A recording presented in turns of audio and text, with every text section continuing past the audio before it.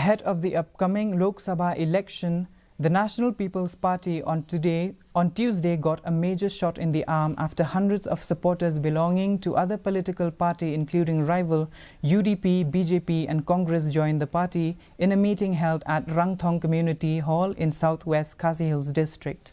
The group was led by a prominent leader of the Ranikor area and former Vice President of the HYC and ex-presidents of HYC South Lingam Circle, Mandilas Nongbri.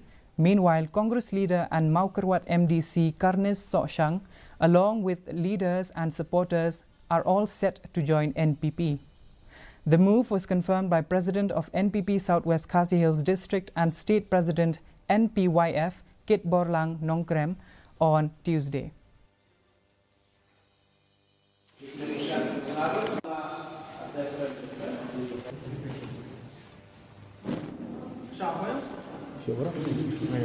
Halor kata kajing kali jumpi bawa Karnes Soshang pun penyisma no apat ni ka parti. Hot keladon kajing keren, bat kumbang ong ba tim sayu I kajing kala jong ka political scenario haka kani ka po ka konstituensi kajungi nalong berbor ubap yang kelut musim ya ki we political party kumbang kentu iba Karnes Soshang lembat akan hun ke jongki ke ba kidon mensua haka Kongres. The murder of a 26-year-old woman from Tesau